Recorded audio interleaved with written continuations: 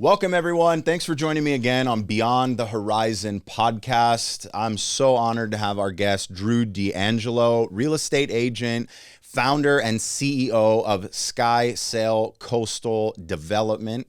And it's just awesome to see you again in person. It's been a minute since we've sat down in real life, I feel like. Yeah, it's been a minute since we sat down. It's awesome to see you too. Yeah. Yeah. It was what? We got acclimated when we did the podcast. 2016. 2016. All Mindset podcast. Yeah. That was a little while back. Long time ago. So a lot has changed since then, I think, in your life as far as like just your business and your focus on things, and you're doing huge stuff. But I want to take it back and make sure that people get sort of a good context of you. And so tell us just a little bit about your story. Like what are you mainly focused on right now? And then let's go back and talk about like, how did you get there?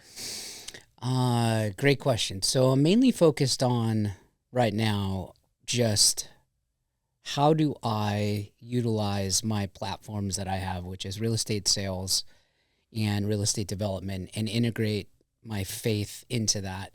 Well, above all of that, as like a hierarchy, is how do I be the best husband, best father to my kids, and how do I balance all of that? That's my main focus right now. And my passion comes from, I would say, all of it, because it's all interrelated. Like if, I'm in this attitude of gratitude and prayer, and I'm kind of firing on all cylinders, and my wife and I are on this same vibe, it gives me inspiration to be better at the sales aspect. The sales aspect gives me motivation to kind of integrate into what I'm doing development-wise.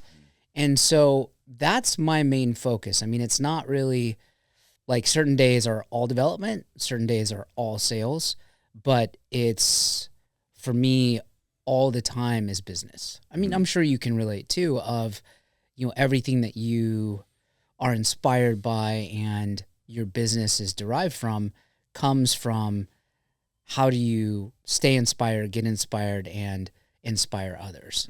And that's really what I'm primarily focused on. It's been this kind of maturation process of, humility, and focusing on staying gratitude as staying grateful as success comes my way. And it's been this really trippy experience, to be honest with you, of God's blessings in my life. Just things literally dropped in my lap, and the wisdom and discernment to be able to say, okay, that's an opportunity. How do we maximize that? How do we do it? Going with the wife and talking with the wife about, hey, this is the plan. What do you think about this? And then having that freedom to go out and do those things. So you talk about having discernment and looking at this opportunity or not, right? Yeah. Did you ever struggle with every opportunity was go? Yep. I mean, there were so many times in my life and in my career. So I've been a developer for 25 years. So that's how I got introduced into being an agent. So it wasn't the opposite of I was a real estate agent and then became a developer. Right. I was a developer first. So I always had that mindset.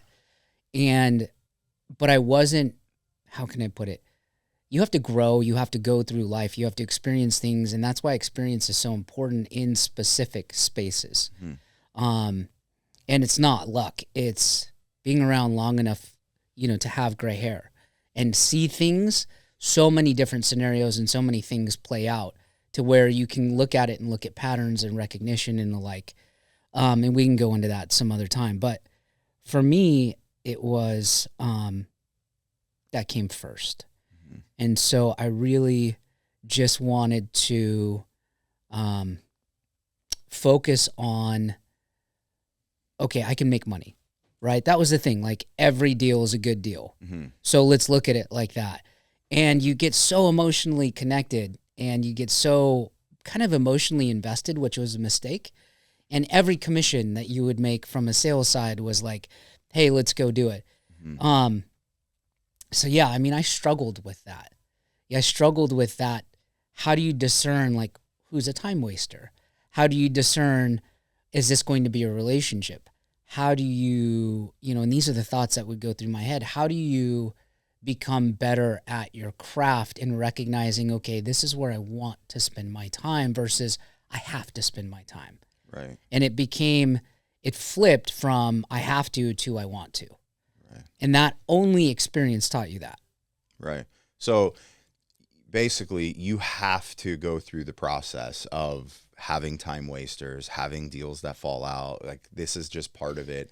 And because I think some of us, I mean, for me, I feel like it took a long time to develop that discernment. Mm-hmm. And we still say this, but from a different angle. I used to say, big or small, we take them all. Mm-hmm. But I at that point, when I first started saying that, I meant it like every deal is worth taking on. Of course. Right? Yeah.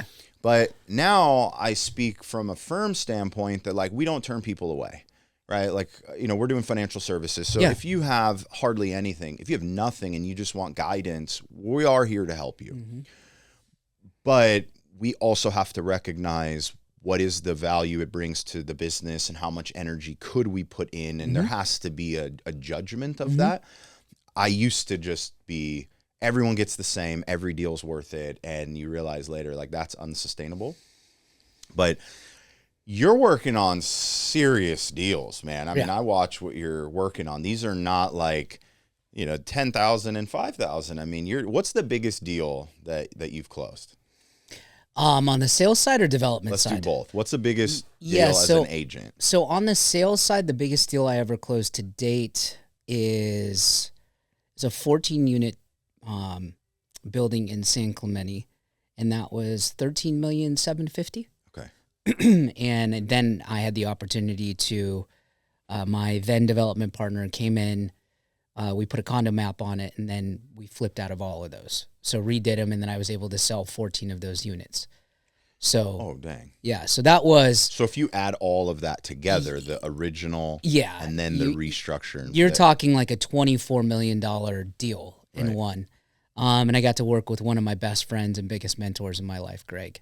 Nice. So super cool. Yeah. That's where we were development partners, and he was like, and I found this deal, and this is one of those things, dude, where God literally, it was this prayer of like, God, just drop something in my lap. Make it easy, please. Mm-hmm. And God, through my relationships, another beautiful Christian, friend of mine in the business literally called me randomly, and she's like, hey, I have this amazing deal, and this is what's going on. And I didn't even know my guy was in acquisition mode, but I'm like, dude, we cannot pass this up. Like, we're buying it at $13,750. We can sell each unit for like $1.4 million, $1.5 million. Mm-hmm. And you're only going to put like 50 in each unit. Mm-hmm. And so we had a sales office, and there were 4 commercial condos. So keep the commercial, sell the residential, and go from there. And we were able to just bang them out. And it was just one of those things where it was like during COVID. So again, God was providing. And which that was a hard time for real estate agents. Nobody knew what the heck was going on. I had an inkling because of the administration at the time. Like, everything that you thought would happen was kind of the opposite. So I'm like, dude, everybody thinks the market's going to fall apart. I doubt that it will. Mm-hmm. I think interest rates are going to drop. And I told my partner, because we were actually closing another deal the day that COVID was announced. And I've got like story after story, dude. It's nuts. But, and the market was going to take off. And sure enough, it did. So it was kind of just this fortuitous thing that happened. So that's the biggest deal. Development-wise, let's say like a $50 million deal, Mm-hmm.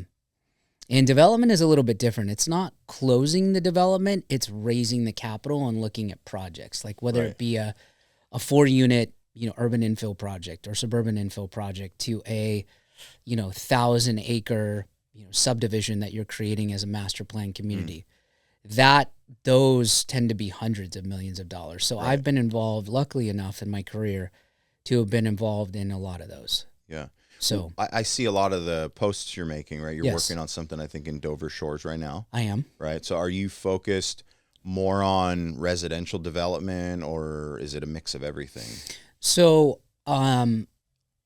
the story goes that from 2011 to about 2016, 17, when we did our podcast, I was heavily involved in San Diego and doing multiple units. So probably a couple hundred units at the time. And we had great management, great builder partnership, but there wasn't a ton of money because costs had increased from where we thought they were to 30, 40%. And nobody had really talked about what was happening in 17 and 18 and then the jump from 18 to 20. So by the time we exited those, it wasn't like a super profitable business, but it kept me engaged in that residential space. Mm-hmm. And commercial was never really my thing. It wasn't something where I knew a lot about it, and I wanted to stay in my lane because I had gotten my proverbial ass kicked so many times by trying to be everything to everyone every time. Mm-hmm. And so I really said, look, let's be laser focused. And I had this opportunity to create Sky Sail. And it was, I think I've got a pretty great design eye. So I'm going to put my passion and what I'm learning in application from sales side, patterns, trends, and that into my homes and do it on my own. And I was fortunate enough to have a partner that believed in me, a mentor of mine, who said, you've made me a lot of money, and I want you to not just be an agent, but I want you to utilize your skills that you have because your development skills help me make a lot. Mm-hmm. And I'm going to back you. And again, boop, dropped in my lap. And it was like, dude, go. Yeah. Go. What year was that you started Sky Sail? So Sky Sail was a thought that became reality. And that started in late 2017, early 2018. And my partners at the time had another company. They were doing hundreds of projects a year, big company. And they were kind of self-managed. So one guy was in LA, one guy was down here, but they had this really cool portfolio where it was like 20 or 30 properties in the Newport Beach area that were so different than the LA urban infill stuff. Mm. And I was like, you guys aren't differentiating yourself from a brand as an agent looking at it, and businessman in general. You're not differentiating yourself from other people. Let's create a company, let's create a brand, let's create a site, and let's start to differentiate your product so that you guys know, so that people know when they're buying a product, there's a brand associated with it. Mm. It's just like, Coke, Pepsi, any of the big brands, right? And they believed in it, and they said, okay, you do everything. I'm like, okay, and come in and design the projects and be engaged like you would be with the developer. So I linked up with Burkhart in 2016, and who's my builder, and one of my best friends, again, another mentor of mine. And we built this thing. And it became one of the partners said, okay, I'm going to go off and do apartments in Vegas. My other partner, Robert, created ARC Multifamily, which is a close to $1 billion multifamily fund that I'm a partner in the form of a couple of projects that they have. I've been fortunate enough to participate in that, which is cool. And they have under control now about 3,500 units, I believe. Nice. And so one of their big partners, Sharon. And so he's the chairman for that company. Robert, my partner, is the CEO and founder of that. So he went off and did his thing, and he said, look, I'm going to leave Sky Sail under your stewardship. And I'm like, this is amazing. So I took that, bro, and again, that's another little drop in the lap. Yeah. And I said, I'm not going to screw this up. Mm-hmm. And I just went and just built and built and built because I had money relationships. I had the knowledge of the marketplace. I had what I considered to be, and I'm always really kind of cautious about talking about this, the favor of God with me. Mm-hmm. And I didn't have any fear of failing. Yeah. I was just like, dude, I'm going to do it because this is what my dream is. And my wife and I at the time, we were having this conversation of, okay, do we buy a house or do I invest? And we looked at each other and she knew where I wanted to go. My inclination was, hey, I could buy you the house of your dreams, or I can invest into the company and I can invest into infrastructure and that. And she said, invest into that. And so, here we are in 2025, and we've built a brand, and it's just going, dude. Yeah. How many full cycle projects have you guys done? 17. Okay. Yeah. Are those projects all Orange County residential? All specifically Newport Beach, Okay. Corona Del Mar. I do not go outside of Newport Beach or Corona Del Mar. Again, stay in my lane. I was fortunate enough to grow up in Newport Beach and go to Corona Del Mar High School. Right. So it. Yeah. So it's there's not a lot about Newport I don't know. Right. But I am constantly learning like the history of it, which is now fascinating. Right. So yeah, I mean that's my comfort zone. So you've got to have projects though, right? Where you're like, I've been looking at this thing for 20 years and now it's time or whatever, right? Because you've been there so long and you've seen these changes. Oh, yeah, man. I mean, I remember when Newport Coast, we used to ride bikes up to San Joaquin Hills Road, and there was trails. Mm-hmm. So before they, chopped off the entire mountain, you could walk back there. Crystal Cove a buddy lived in Crystal Cove. That was his house, meaning, down on the beach. Right. And it was the coolest thing ever. Like those little bungalows, near the so one of those was his house. So we would go and hang out and jump in the water at lunchtime and hang out, and he would smoke weed. I wasn't into it at the time. And then we would go back to school, right? That was our life. And I remember seeing some of the developments that have existed now.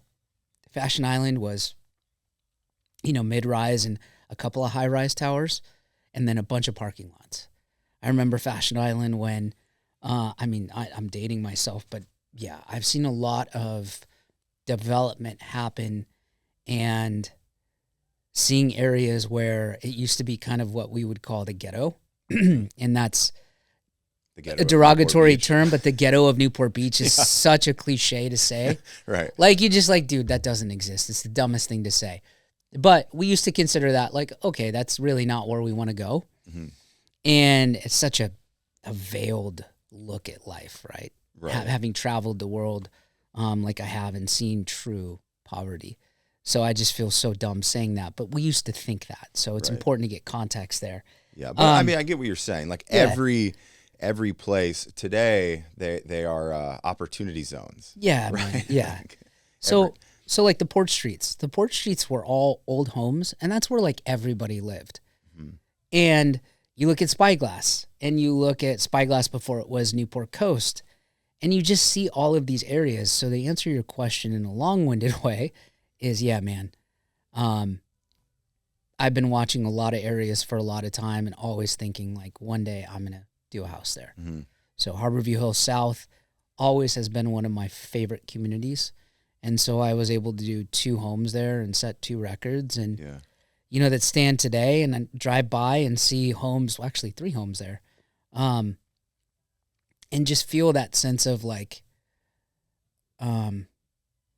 to be able to show my kids, hey, that's your dad's house. Mm-hmm. And they know kind of dad's houses now. Yeah. So it's really cool to see. I mean, I haven't seen one in person, but your houses are sick. Bro, you got to come. Well, let me know where to come. No, seriously, one of the ones in Dover Shores that we're selling now on Windward, it lived in my head for 4 years. Literally it was in my mind, and then I drew it. So my process when we talk about that is it is something that just came to me one day. I don't know how. And it just happened. And it was okay, this is what's going on. Yeah. It's trippy. So are you building all of these and then out of your own mind and then putting them out there for sale and whoever buys? It's like your piece of art. Yep. You're not being commissioned by someone saying, I want this, and then working with the person who's going to own this house before it's built? We just opened that. I just put the SOPs in place for the company related to that division, which is the consulting division. So I'm on a project right now in Big Canyon, which I'm so grateful for a partner of mine who is an awesome guy. I just finished one in Turtle Rock, and we're just kind of expanding that side of the business. Mm-hmm. And that's because people have said, coming through my homes, like, can we hire you? And it happened enough times to where I'm like, okay, this isn't coincidence. So take it and look to see what it is. Mm-hmm. And the idea is like, I can have the stress of myself financially, and it's all on me. I sign on the loans, I guarantee the capital, blah, blah, blah. And some people will disagree. That's not good, but dude, you got to have skin in the game. Mm-hmm. You know, you got to show them like, I believe so much in this, I'm always going to bet on me. Right.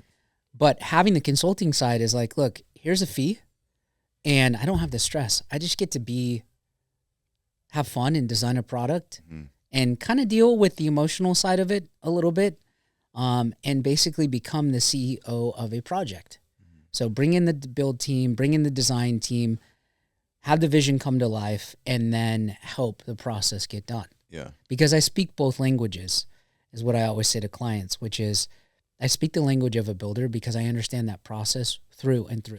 Right. And I speak the language of a designer because I understand their creative process through and through and what they're trying to accomplish. Right. So, yeah. So, only being in Newport Beach, I'll just share with you mine. I grew up in Huntington. Yeah. Been in Newport a bunch. Like, this is my stomping grounds also. Sure.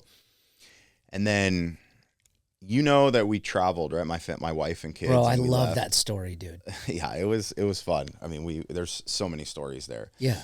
But we get up, we get in an RV or a fifth wheel. I build an office in the back, and then we go hit the road, right? So you see so many different places and homes and neighborhoods and lack of homes and neighborhoods and just openness, right? Mm-hmm.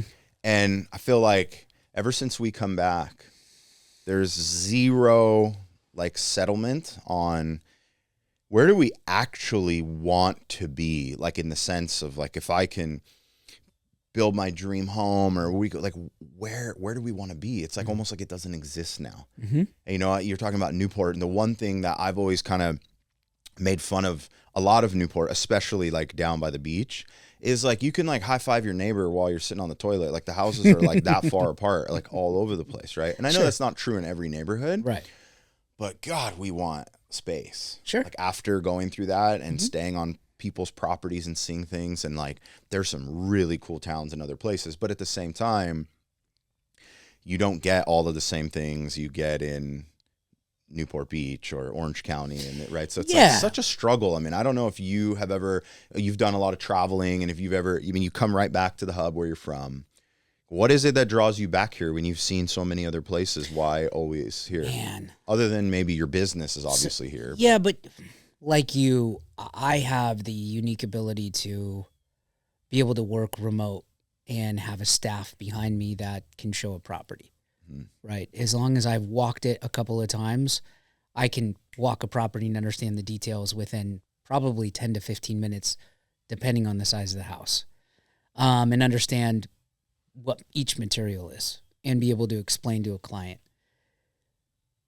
What brings me back here is not nostalgia. What brings me back to Newport is the actual quality of life. It's the administration's good, bad, and different, that the city genuinely cares about how people live and their quality of life.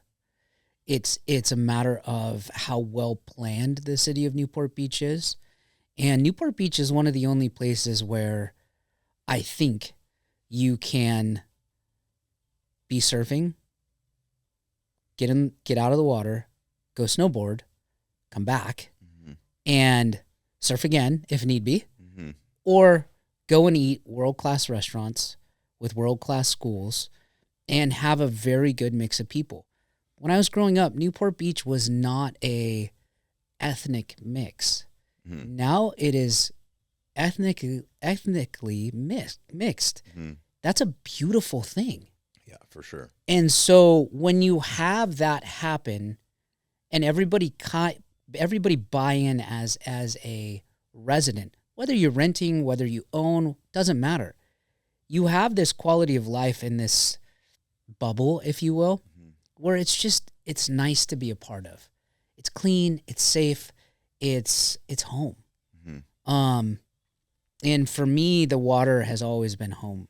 Period, point blank. Like, that's the place that there's only one thing in my life. Well, I can't say that. Let me back up. there's only a couple of things in life that actually I feel the calling of and the yearn and the pull. And one of those is the ocean. And that's this ocean off the coast of Newport Beach. Laguna, not so much. I've lived in Laguna, grew up part of my life there, the younger part of my life, but it wasn't like, I don't get called to Laguna where it feels like home. Yeah. Newport, particularly certain surf spots, that's home. So, I mean, that's what pulls me into this place. It seems to never rain. Like the rain just misses the area. Right. And it's got different climates. So like in the morning, you get the morning fog. It burns off. But you go on the backside of Newport Coast and it's sunny.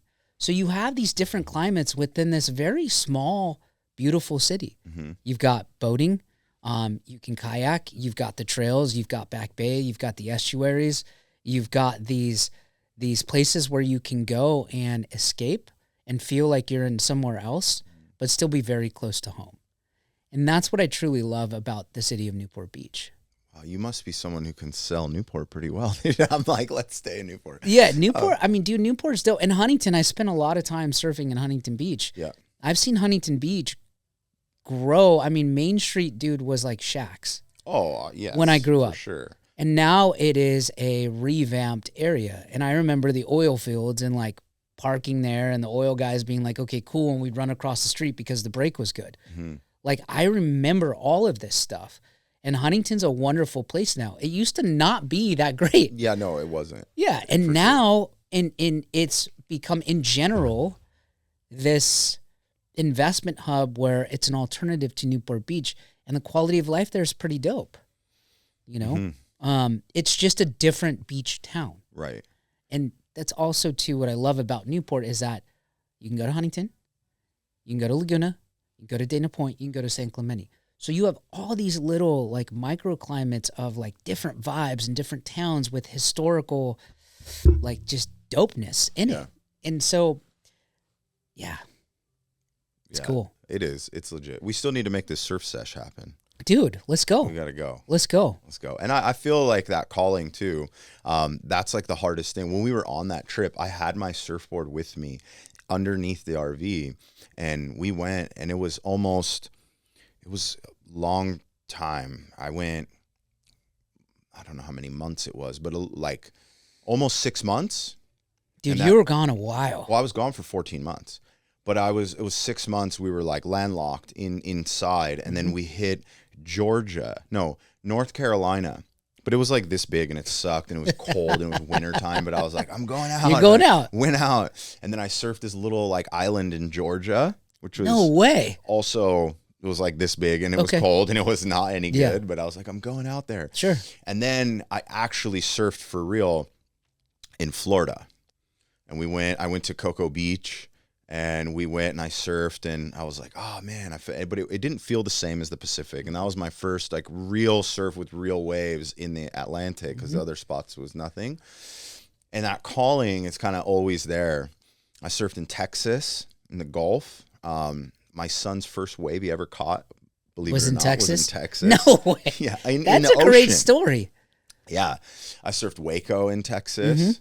The wave pool, and then we made our way and went down up the Rocky Mountains, and like obviously that's a long story, but we came down PCH, and I remember I paddled out in Oregon, and I was like, that had to be cold, dude. It was cold. I had a 4.3 on. Okay. It was like it was, what time was it? It was before Thanksgiving, but it was I think early November, and it was chilly, and I got out real quick because not 4.3 is not enough.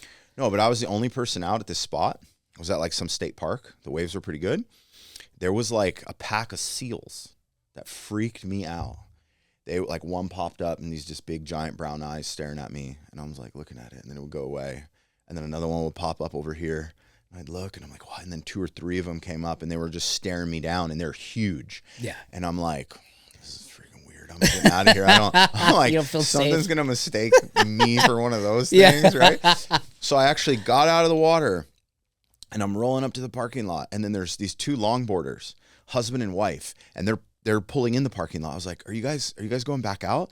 Like, yeah, we're gonna go out. We're not from here, but this and that. I was like, all right, I'm going out again because there's people now. I felt a little more. I went out there and I caught like 2 waves or something, and then I was like, all right, I'm done. I got my fix. This is totally not. But the point, I was in the Pacific Ocean, and I was like, oh, this feels like home. So I don't know that I'm called only to Newport, but the Pacific Ocean felt like Pacific just side. different, right? Yeah, Atlantic side, the Atlantic Ocean feels different than the Pacific. It does. It's just, and it's just like the Caribbean. It feels different. Right. It's crazy. But I saw a post the other day, and there's this account I started following that's like a Christian account. Mm-hmm. It's all surf videos, and then it throws like scripture on top of it. And it's like a cool little account. I'll send it to you. Please do. But one of them, it was like, oh, what the heck? It's just surfing. And then the next thing said, no, it's actually the place I feel God's presence the most. Mm-hmm. And I was like, it really is that. You go out there, no technology, don't wear an Apple Watch, and just, you're out there, man. Right? It's like a reset. For me, it's funny you say that, and I'm giving you that look because my church for so long before I became a Christian, I identified that as my church. That was the place where I could go and feel closest to God.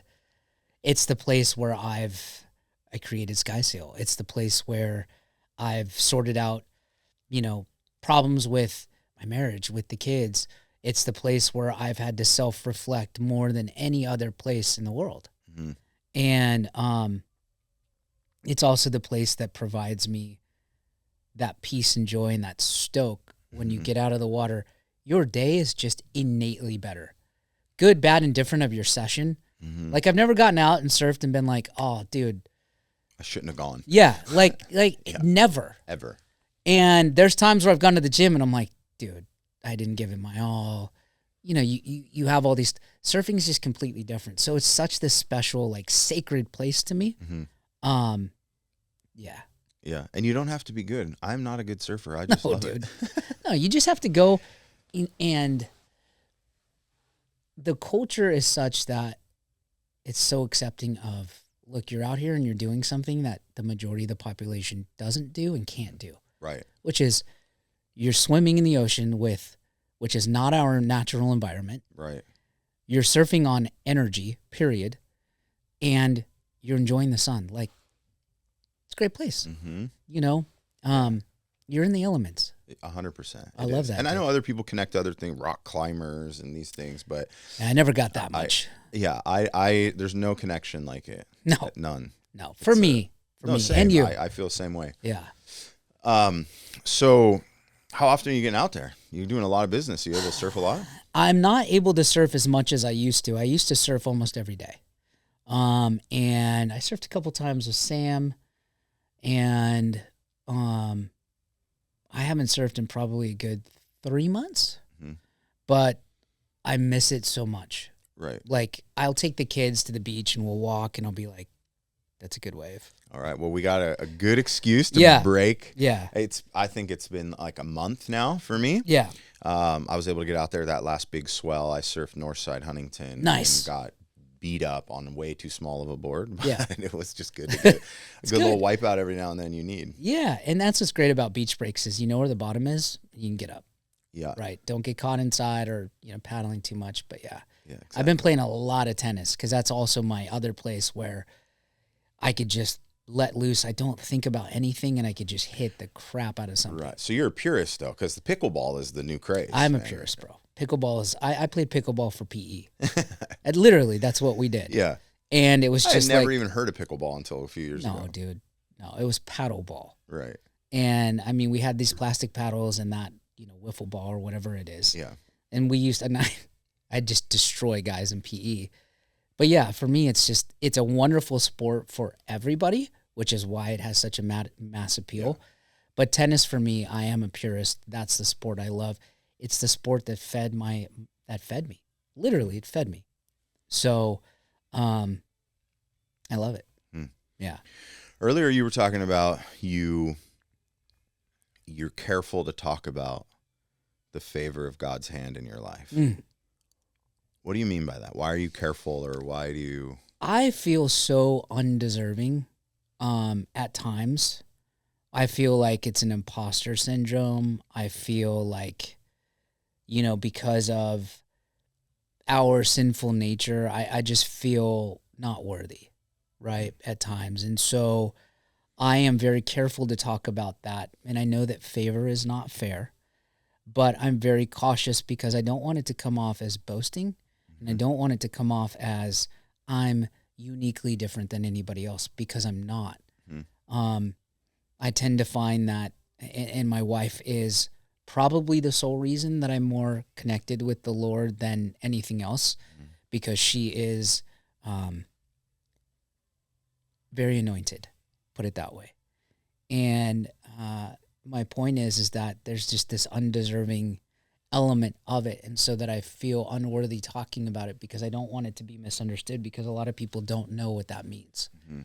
You know, if you're not how do I word this? If you're not experiencing those things, it's very difficult to hear and understand. It's something that you want, and it's something that everybody has access to. Everybody has the favor of it, of God. I just would rather talk about the journey than the blessings. Right. When you say everyone has it, like when you look at and you say the favor of God and like the comment you made earlier, what are you directly relating that to? So life. If you look at, and not every life is the same, of course, but you look at the statistical chance of us being born.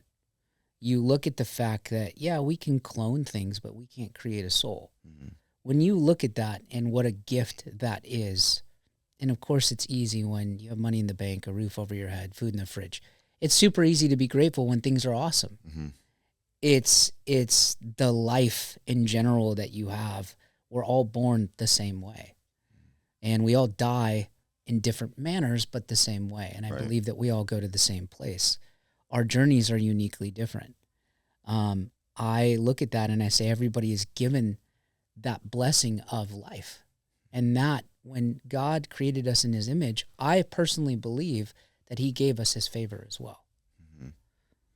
So, I mean, breath in our lungs is favor. Yeah, man.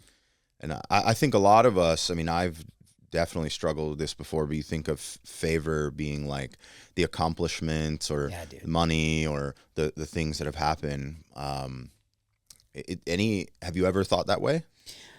I've struggled with that, and I continue to struggle with that, which makes it difficult to talk about too, because, you know, you can look at my life through the lens of social media and be like, this guy's killing it. You can look at my life in general and be like, oh, this guy has everything that I perceivably want, or this guy's got a really nice life. It's not that. And I haven't, honestly, truth be told, I haven't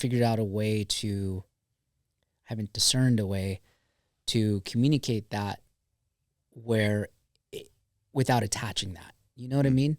I've thought that, but now I'm on a whole different level of that's not what it's about. Now my favor is, thank you, God, for that challenge. Because through that challenge, I'm going to gain wisdom and discernment. Because those prayers, you know, it used to be, hey, God, give me favor. Okay, well, he's not going to give you favor without testing you, right? Your setback has to be your setup. And so you have to go through those things and get to a certain place where you are more, you know, introspective, and get to a place where you just find that, like, okay, this is why this is happening.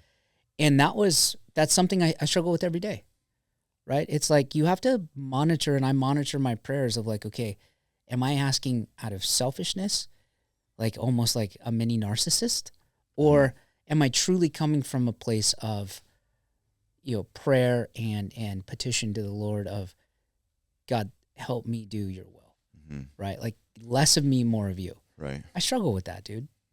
Yeah, I mean, it's easier said than done for sure.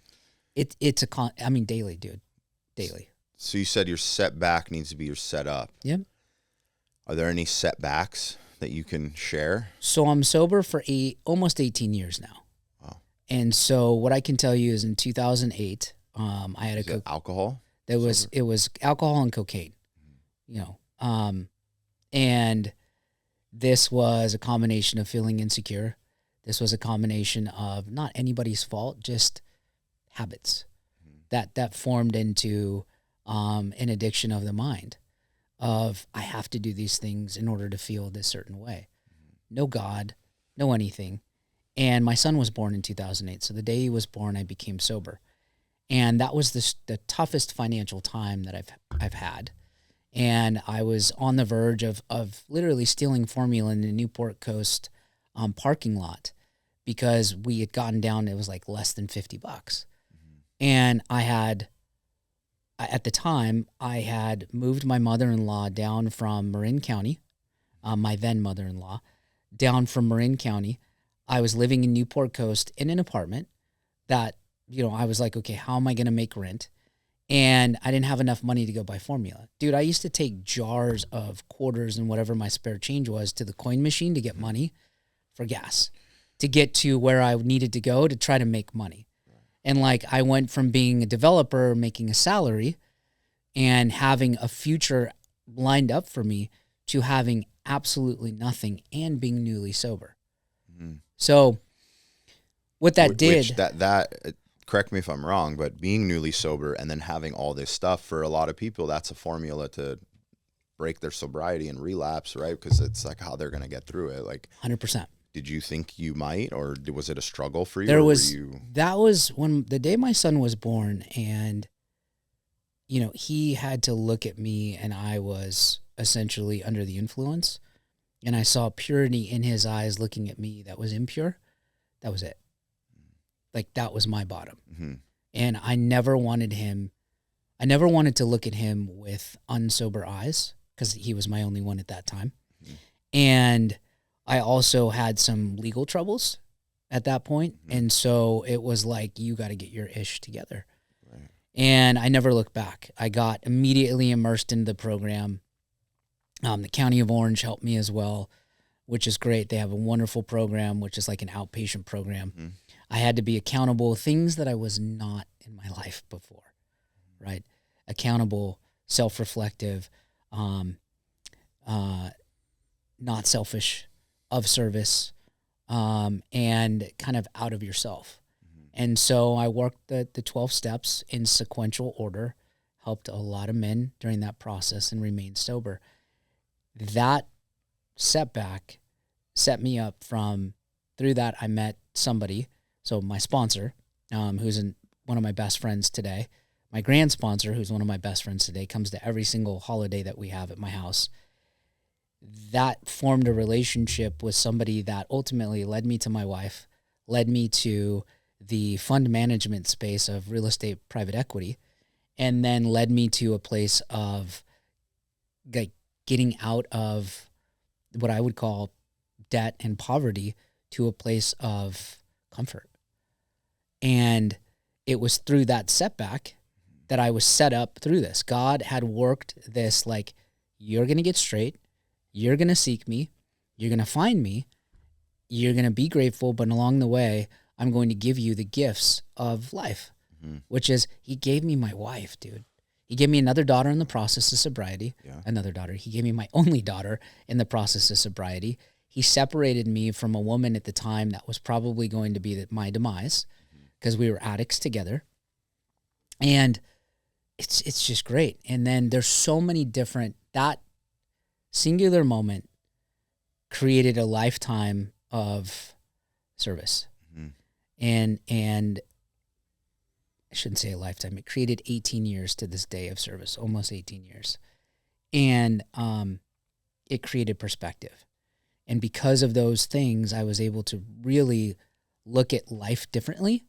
And then kind of, like we were talking about, the setups. Mm-hmm. Look at the setups a little bit different and look at the challenges that I have to be able to say, okay, well, if God is for you, who can be against you? Let's go. And that's it.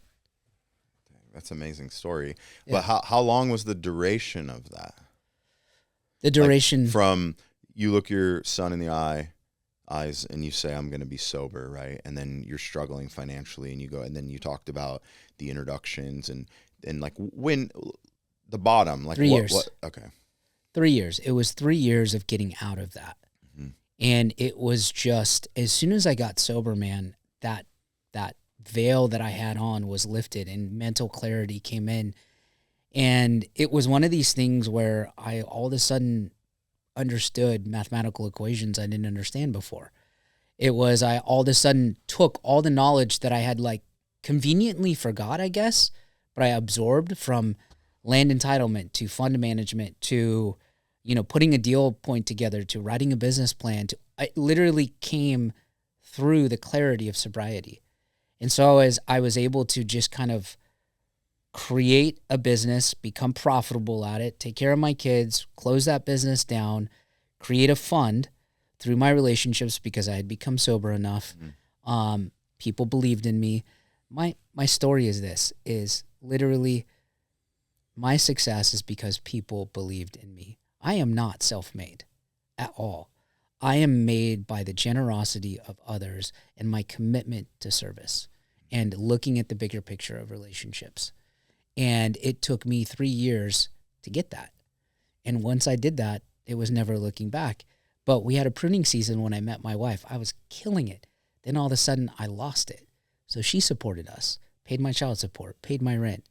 And that was another setup because at that time I had found Christ. And it was a pruning season because Christ wanted me to strip me of all of these things that I thought were important, that I had made idols, so that I could focus solely on him and my faith in him. And my kids lived in San Francisco, so I would travel weekly up there to go see him. So she paid my rent. She paid for my food. She paid my child support, I think, for like 4 months, and paid for me to go see my children. And we weren't even married. This is my girlfriend at the time. Wow. And so, this is who I just met a little bit ago. Yeah. Right. Yeah. And so what happened is we came to Christ and it was just bought all in. And I could tell you the story of our wedding, and how we got married and how the generosity of others and the blessing and the belief and the unwavering belief of God will show up, and it's his will. We are going through this because this is what he wants. Dude, that turned into the TV show, right? That turned, which is when I met you. That turned into opportunities thrown at me. That turned into the blessings of the investors that I met along the process, which turned into where I'm at today, and formulated us creating this family of, 2 children from another marriage, us creating 2 children, and then now having a life where we have the moderate comforts that you would expect. And it's great. I mean, all of this is super inspiring. And I do want to get to the TV show because I definitely think there's a lot to unpackage there. Yeah. But you talk about a pruning season. When you were in that season, did you look at it and say, oh, this is a pruning season? No, man. Again, that this is retrospective, right? Yeah. Everything in the rear view is you can look at and say it's 2020, right? Hindsight's always 2020, they say. During it sucked. It was a conversation that I was having of why, but it was this constant quiet voice through prayer, through meditation. God always speaks to me through music. So a song will come on with a thought that I'm having, and dude, I will just lose it because he's speaking to me through this song. Those words of that song are there. Not everybody has their, some people can hear God. So it was this constant conversation of me asking the wrong question. The question that I was always asking is why?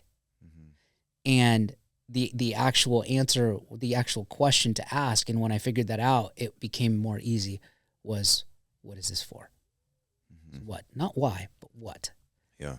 And the what was, seek ye first the kingdom of God and his righteousness, and all these things will be added unto you. And that quote, those words are literally the foundation. Is that a Bible verse? Yeah. What verse is that? Yeah. I can't quote that. Sam would know. It's all good. Seek ye first the kingdom of God and all his righteousness. What is that? Yeah. Yeah, it's a good verse though. We'll get to it. If you're listening, just look it up. It's a good verse.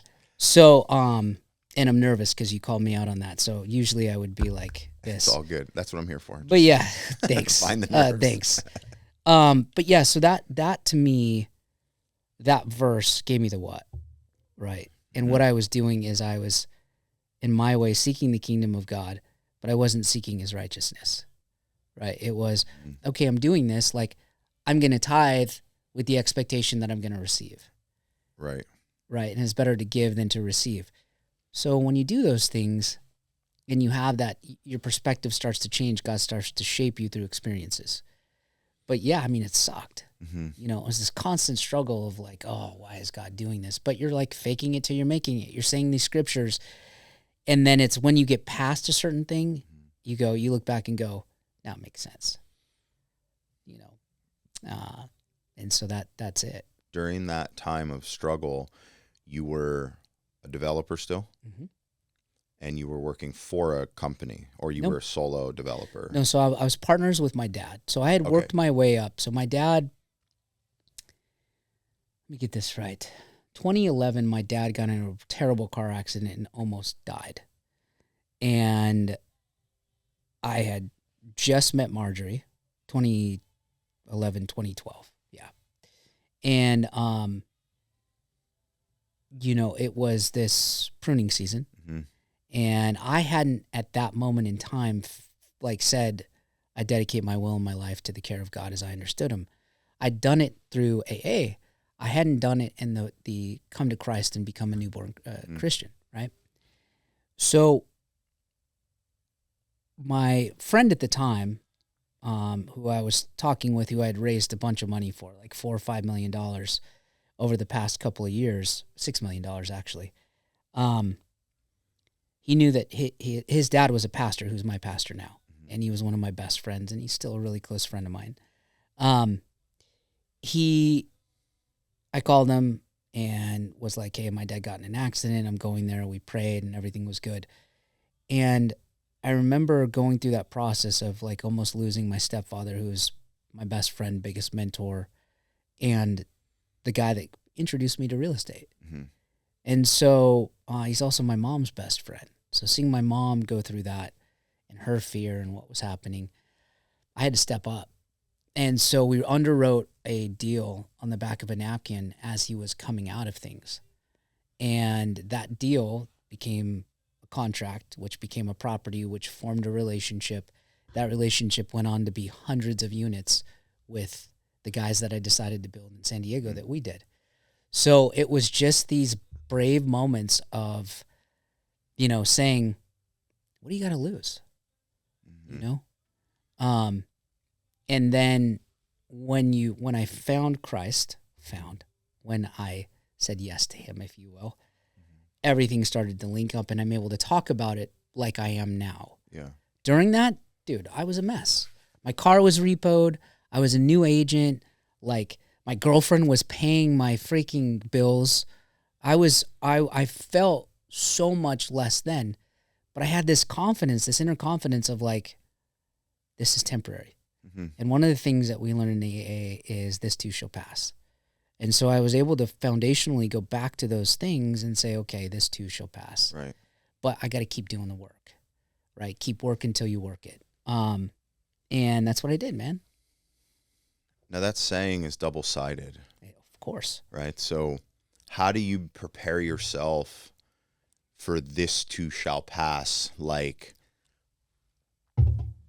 all the amazing deals, all of what's going on. Like, how does that, it's hard to fathom, I think, sometimes that like when everything's going good, you're like, wait, it's going to go bad again, or it's not going to feel as good or whatever. I mean, has this crossed your mind ever? This too shall well, now it has. Pass. Thank you for that.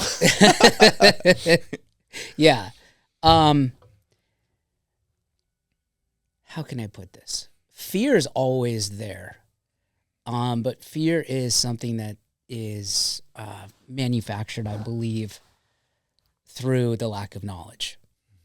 And do I know what's going to happen in the future? No, I don't. But if you put a plan together, you create, just like you're in a company, you have systems, right? You have SOPs, and you are constantly refining those. You create a framework, a foundation of success. And if you have the right perspective, if your foundation isn't shaken, right, you can have a firm foundation and build upon that again.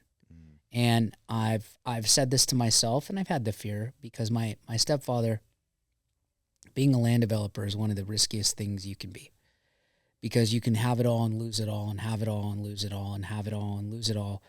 And there's a lot of collateral damage that comes with that. Is that because you got to put so much on the line the next time? You do. You got to put a lot on the line the next time. And also you're betting with your house's money. And then you're betting with other people's money. And when you are OPM, you better run that better than you run your own money, or else you're going to be ruined. And the beautiful thing about my stepfather was that he always had his own money, and he bet it. We lost it. And I mean, he would dust himself off and recreate that business, and it would be more and more successful. And I always loved that element about him, because it was like it didn't shake him. And that was my first, I guess, of seeing my mom support him, and my mom have to do whatever it was, whether it was work in mortgage or go do something to make like ends meet. To see my parents like come together and overcome, that was like my experience to like, I don't have give up in me. The fear element of that doesn't come because I'm not afraid of failing like that. I'm afraid of letting others down 1,000%. I'm afraid of losing my investors' money 1,000%. But that fear is, in a room this big, it's that much. Yeah. You know, but it's a fleeting thought versus like the forefront. How are you guys raising capital for these deals? My relationships. Yeah. I mean, I've been very fortunate, Matt, to have made a lot of people a lot of money, and can make phone calls and say, I'm doing this, and people want to participate. How do we participate? What do I need? And it's, the money isn't the issue, it's the deals. Yeah. Yeah. I have more money. I have more capital sitting on the sidelines that want to invest than I do deals, because I'm very particular about what we do. So you talk about you made people a lot of money, right? Yeah. The other day I saw you were speaking somewhere and you were talking about owning mistakes. Sure. That kind of thing. Have you had any situations where mistakes cost anyone else money? We've broken even. We've never lost. So, you know, or an investor got like, instead of their 10% return, they got 6%, but never lost like their principal, which is great.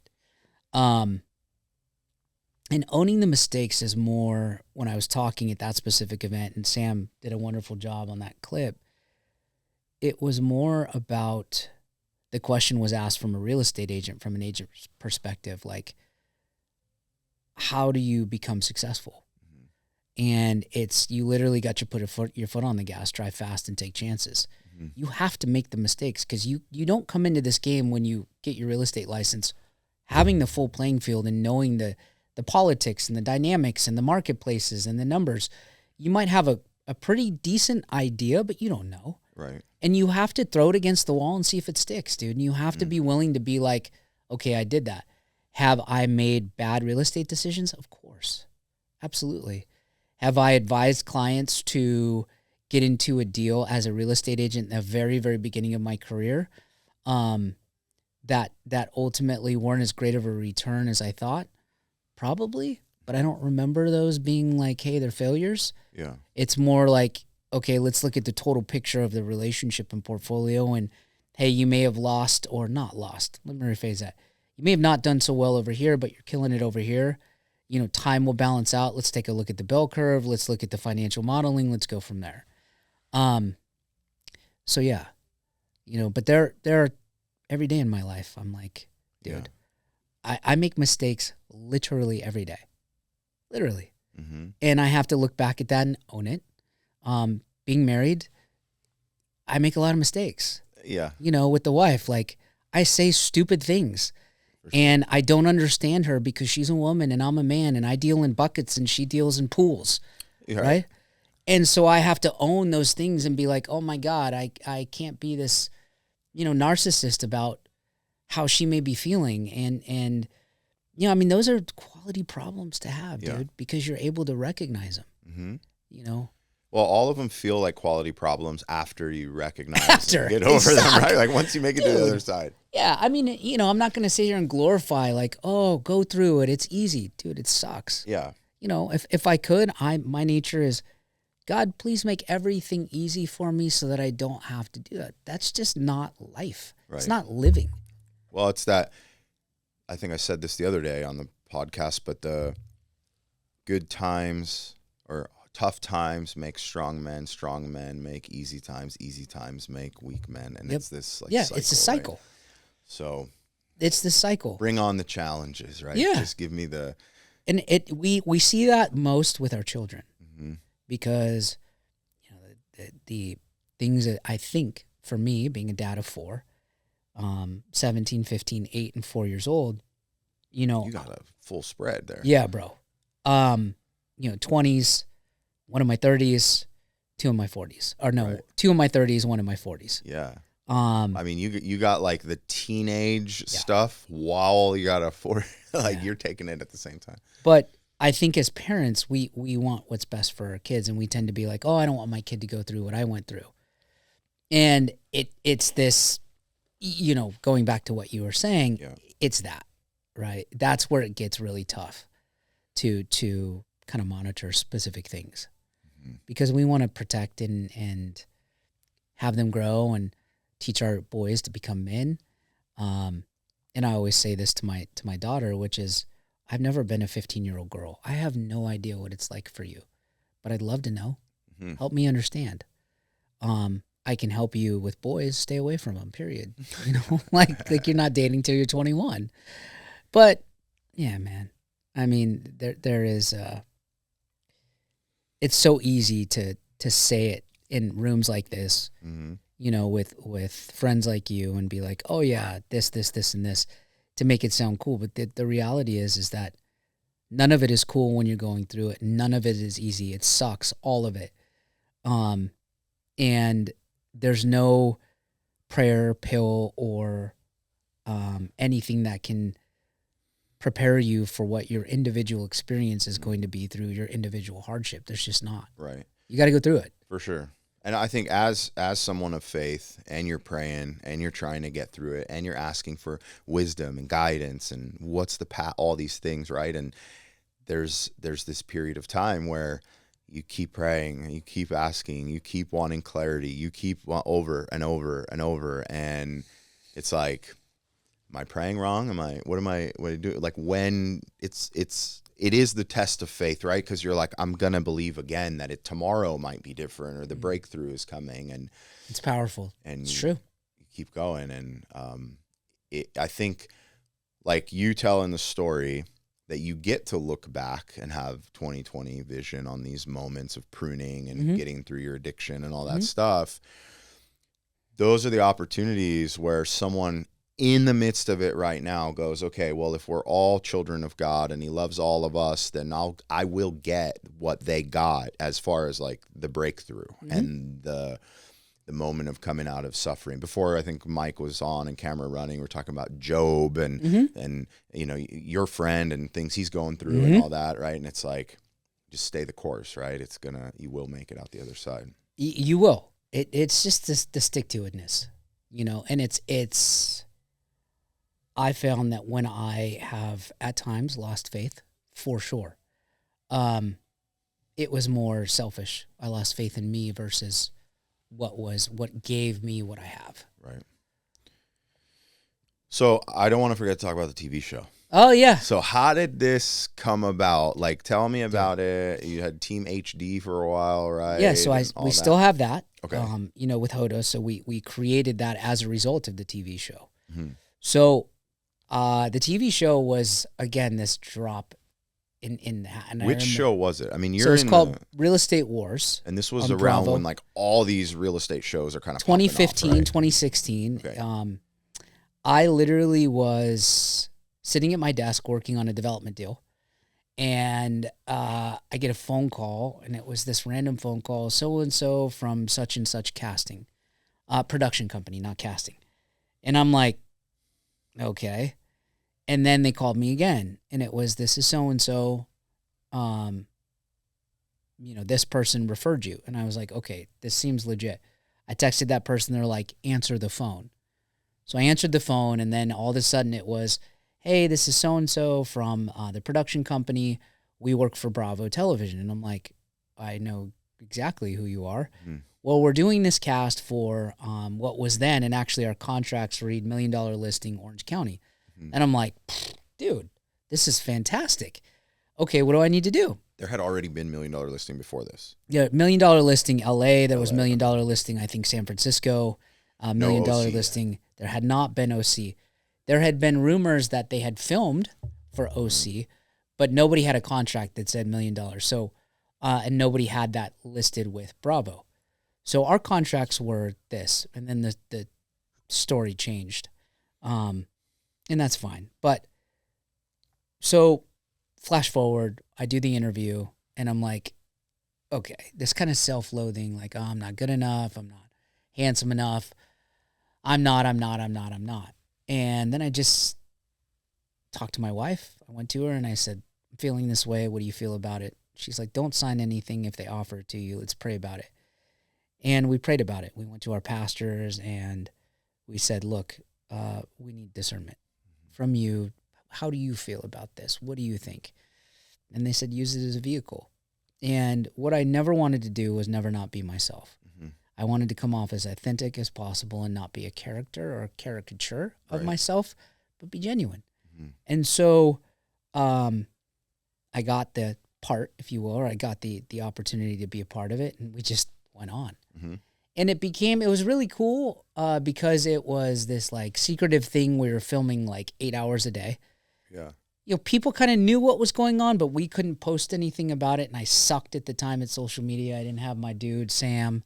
And I really didn't know how social media really worked or the power of it, so to speak. I was just like, oh, okay, I'll post a couple things. It'll be great. Yeah. I didn't understand the tool. So I could have leveraged that different in retrospect. I wish I would have. But it was just this fun thing where I got to do development. I would be in San Diego talking deals, designing product with my team, and then coming back and filming, and then coming home late at night, and the kids would be like, where were you? And I couldn't really say anything. Mm-hmm. To the show's done, we launch, my kids are freaking out because their dad's on TV, mom's proud, dad's like, oh my God, my son's a part of this thing. But it really didn't do anything for me. It wasn't like, it was great to be a part of. Mm-hmm. It validates, because you have to get vetted so much through it. Yeah. Like everything you say you did, mm-hmm. they literally dive into your background and say, this is true, because they don't want mud on their face. Right. So everything that, I said I've done to that point was validated. So it created credibility. Mm-hmm. And what it did is it opened doors for investors for me to have a conversation, and they'll be like, oh, I think I recognize you, or this and that. But it didn't do anything as far as my business growing, because I'm not that kind of agent that can look at something and say, all right, how do we, I feel bad leveraging that and being like, look at me. Uh-huh. I struggle with that. Right. But it was cool. I mean, it was super fun. And do they pay you for doing it? Yeah, you get paid per episode. You don't get paid until it airs. Right. But you get paid per episode. You getting royalties now? People going and watching that show? No, I don't think so. No. And if I am, then it's going to the wrong address, because dude, I don't have anything. Right. But it was dope. You get a pretty good amount, mm-hmm. Per show, and you're like, all right, cool. That pays this bill, or that pays for this, and we'll put that away. I should have invested that, but yeah, it was all right. Mm-hmm. I'd do it again 100%. Yeah.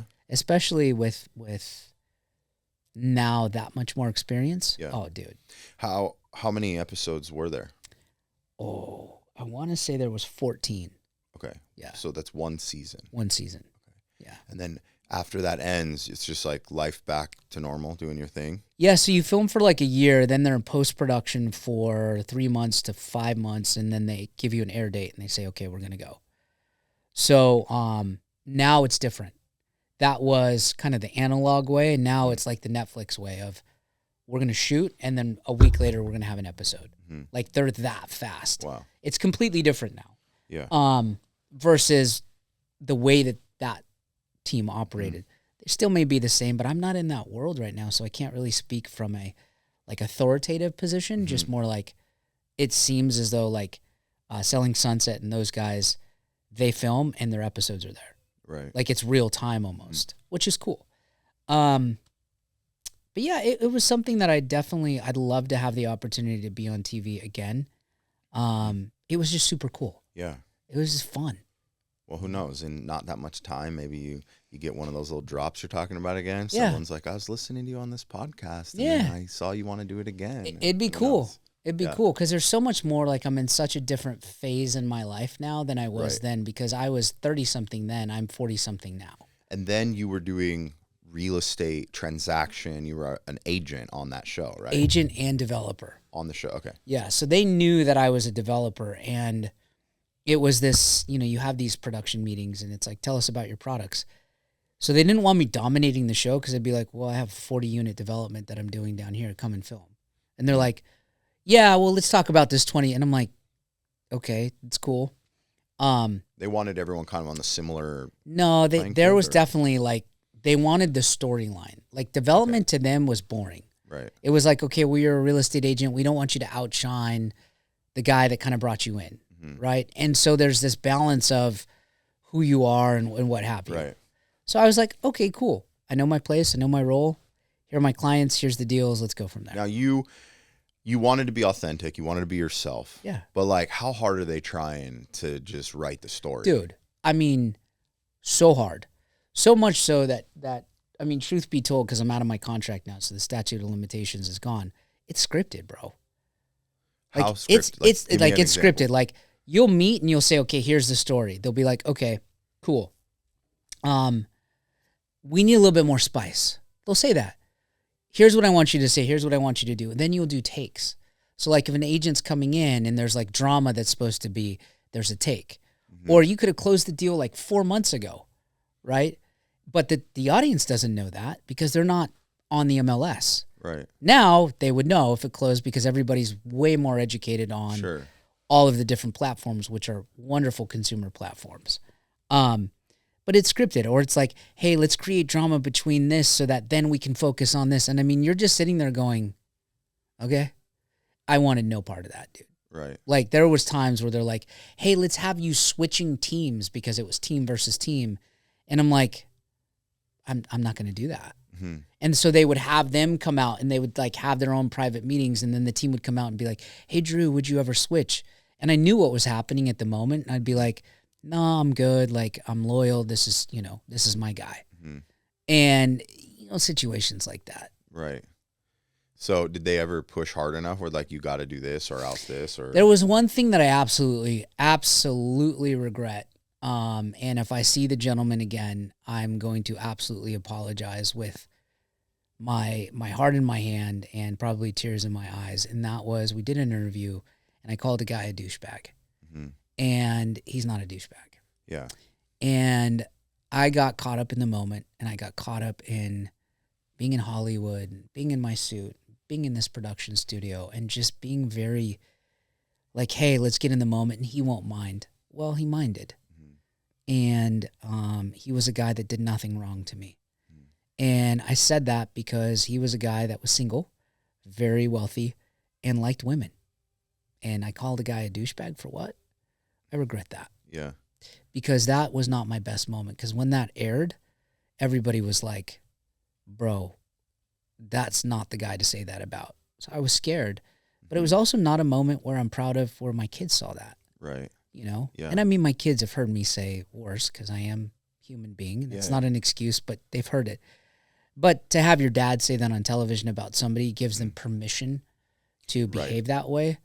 And And that I regret. How was it being on TV, like with your kids? I mean, I know this isn't like you are you talk about this one moment, but were they getting grief or positivity from it, or was They were it getting anything? positivity from it. Good. They're like, "Oh, your dad's on TV. That's super cool." My Yeah. daughter, who when she was younger was my biggest fan, who now at 15 I'm not.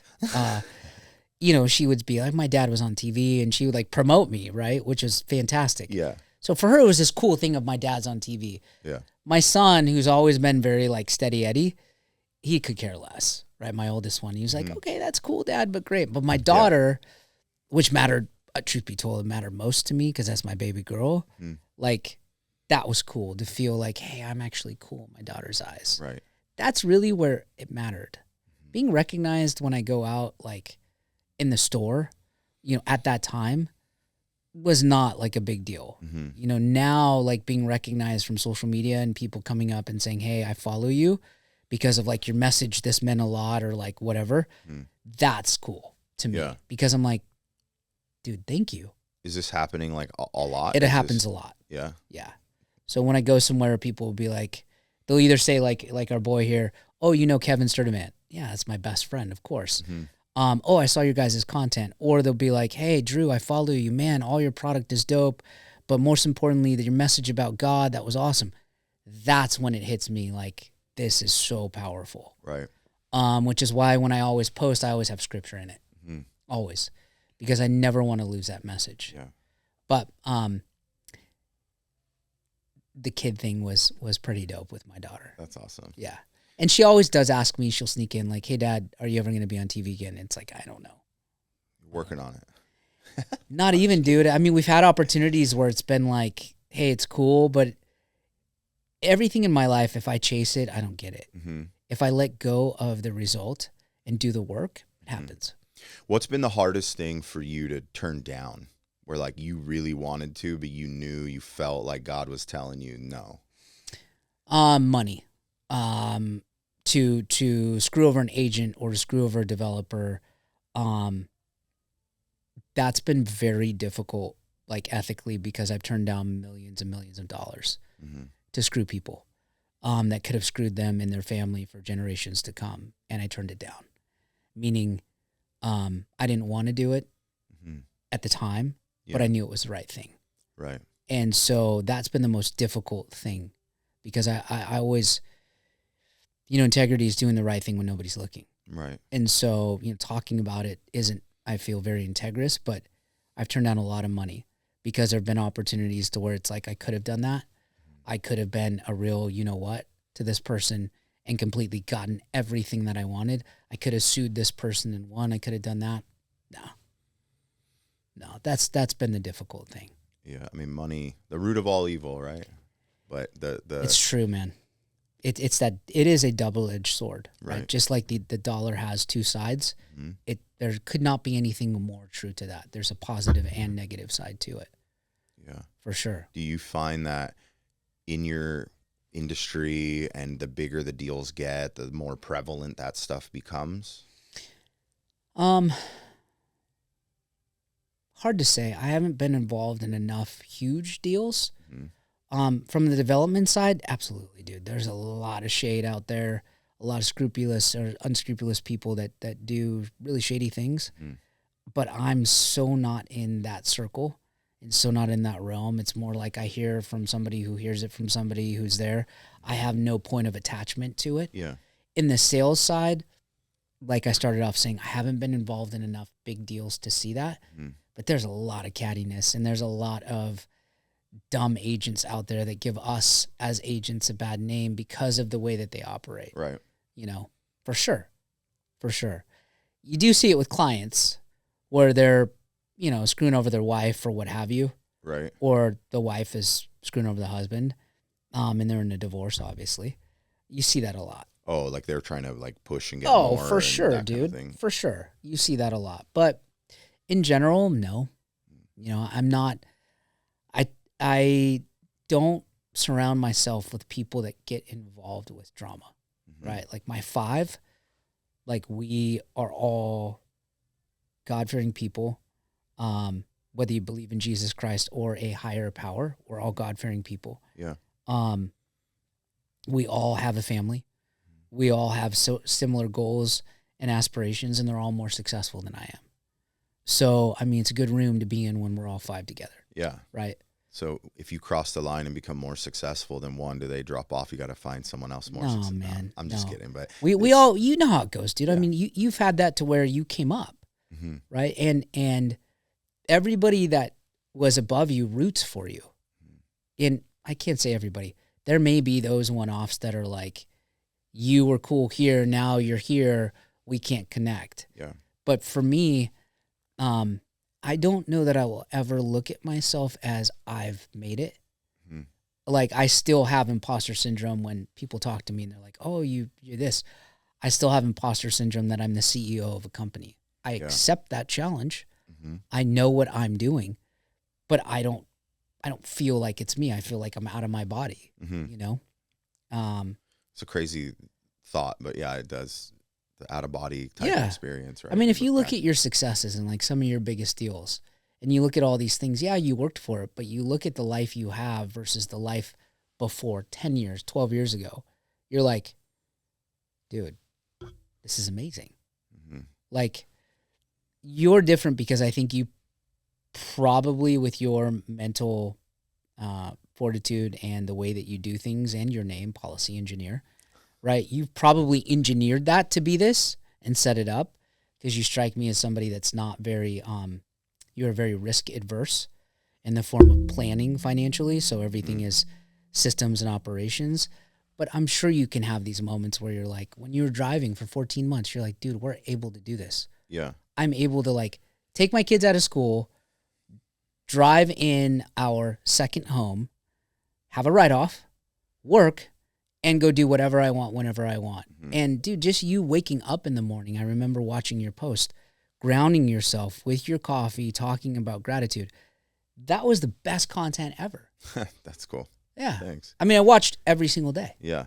And I thought it was just amazing that you were able to do that. But my point and what I'm making is when you look at that span or that season of your life to where you started, you kind of got to scratch your head and be like, pinch yourself, you know, like, dude, how did we do this? Yeah. I think that if I'm completely transparent, the lack of or risk adverseness has always been way more for the people I'm helping, like the clients we're serving and taking on, and the structure and strategy and stuff like that, right?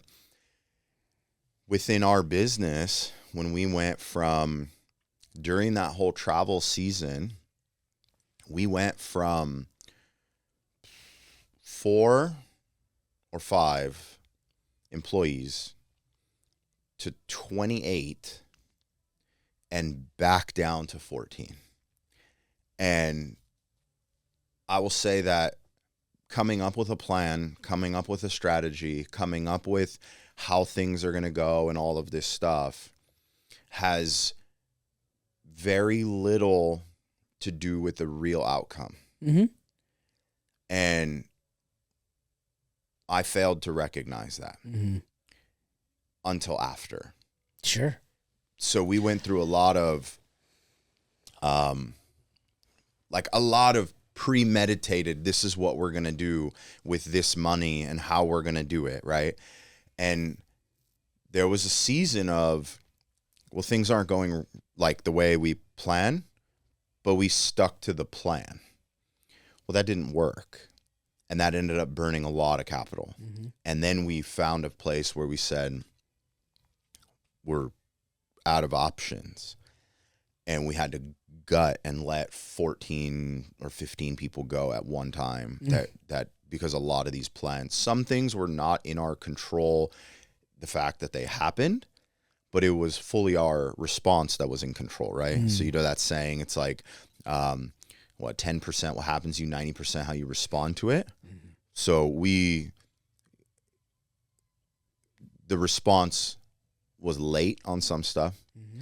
There was a belief that it's all just gonna work out, right? You just keep There's going. always that it's always belief. gonna work out. Yeah. But it didn't.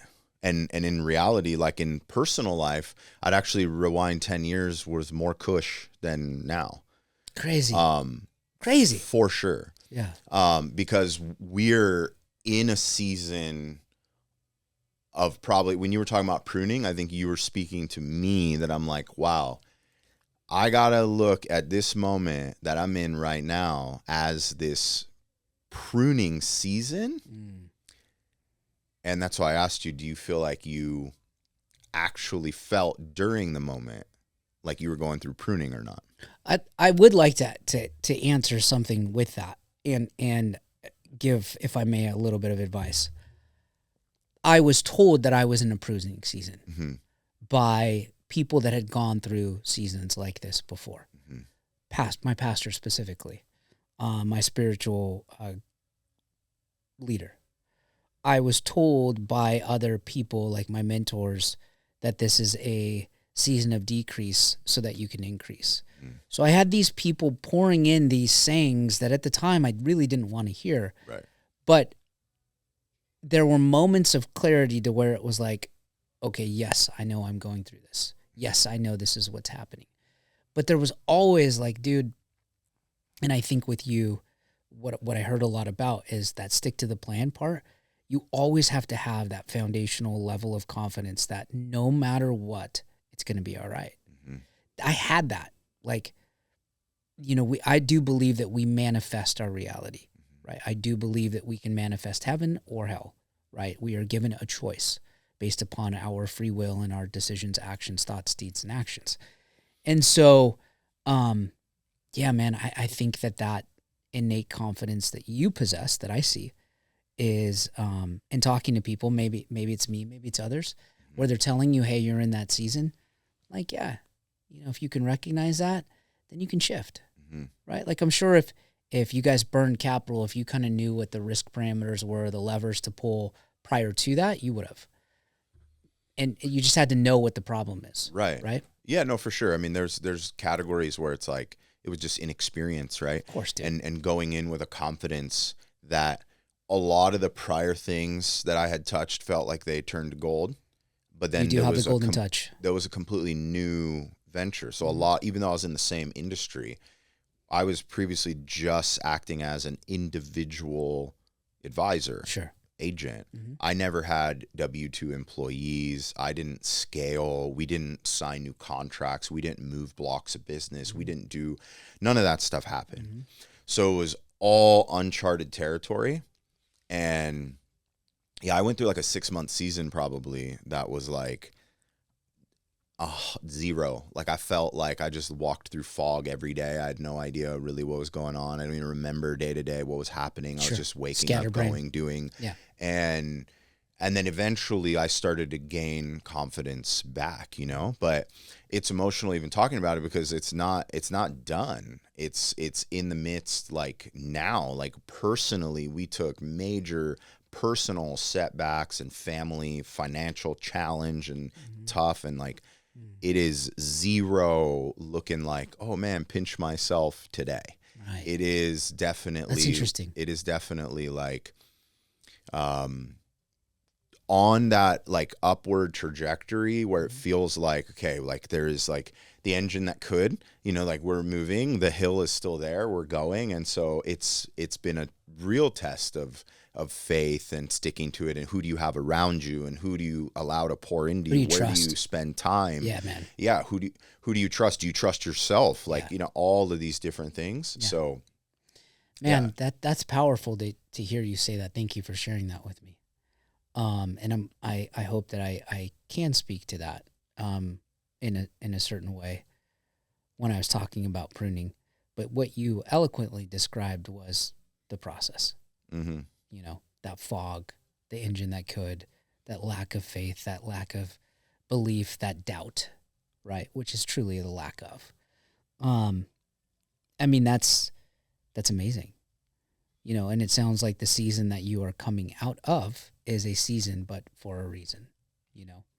And I do believe that setback is a setup, you know. But yeah, I can tell you, having gone through that and being afraid of that now, is like, there's nothing really that I think anybody could ever tell you other than, the normal stuff of, hey, stick to it, believe in yourself, do all of that. But what I can tell you is this too shall pass. That simple term helped me get through so much turmoil, whether it be divorce, whatever I've went through, which is a lot. Battling with the new sobriety, all of that. That term rings true. This too shall pass. And there's a lot wrapped up in that, but just believe in yourself, man. I appreciate it. Thank you. Yeah. This is a season. Definitely. It is. Well, I appreciate your words, and everything we talked about is really inspiring. And dude, I'm awesome. Stoked to be here, man. Thank you for that. I appreciate it. Yeah. So I got one more question for you. Please. Beyond the Horizon, the podcast, my whole premise behind this is to try to help people be able to see a little further than they were able to before they heard some of these stories and conversations, right? And just look beyond the horizon. Right. For you, what do you feel is beyond the horizon to you? What is, when you look out there and you try to challenge yourself to see out a little further or a little bigger maybe than you have? Truth be told, it's, what is my calling? Truly. The conviction that I have in my heart is, what is my calling? Beyond the horizon for me is finding that calling and finding that peace within to know and to step into whatever God's will is for me. That is very scary because I want to control it. Beyond the horizon for me is letting go and letting God more and more and more, to the point of I truly feel that I am submissive and yielding to that. Truly. The business and all of that, dude, the more I press in, the higher the favor, because the greater the discernment, the greater the faith that I have, the thicker the skin that I have, because I know that no matter what, I'm going to get through it, right? Whether it be sickness, health, whatever it is, it's going to be okay. And that, to me, I could say, oh, I'd love to go develop hotels, or I'd go to do this. Beyond the horizon for me is truly stepping into the calling and really having that conviction in your heart to be like, am I brave enough to say it in a public space? And am I brave enough to act upon it? And for me, this is a proclamation of faith, right? Telling you, I've never told anybody this, but again, how God speaks to me in little things. God spoke to me in a meme the other day, yesterday, as a matter of fact, and I'll share it with you real quick. And this is something super powerful that I passed, and it said, maybe your path is harder because your calling is higher. That made me tear up. And dude, look at the meme. Like, it's nothing. That stopped me. I'm literally on my butt, on my couch, chilling. And I'm like scrolling through social media, and this hit me, and I started tearing. And I'm like, that's it. So you asking me that question, I'm putting the pieces together of what's beyond the horizon. That's it. Is accepting that and stepping into my calling. Doing more for my family, showing up more for my wife, doing the things that are my calling in life. I'm called to be a husband. I'm called to be a father. I'm called to be a leader. Step into those. Do those with the excellence of Christ in my life. That's it, man. I love it. Yeah. Well, before we wrap up, can I pray for you? Yeah, dude, let's do it. All right. Let's do it. Lord God, I thank you so much for Drew, for the opportunity for him to come in here, share his heart, his story, all of the incredible things that you've done in his life are being used to help, to inspire people, to call them towards you. And I pray that you would truly give him clarity on the next steps to really pull him into his calling, that this idea of what he sees beyond the horizon, that you would help him have nothing but the clearest path direct towards that. Continue to surround him by others who completely support, help, nurture, and build that up. And those who are not building it up, that they're in his life because they need him and he can give a hand to them and pour into them. And Lord, I just pray that whoever's listening to this has it hits them, they hear it where they need to, and you bless us. Thank you for your son and dying for us, and I pray all of this in your name. In Jesus' name, amen.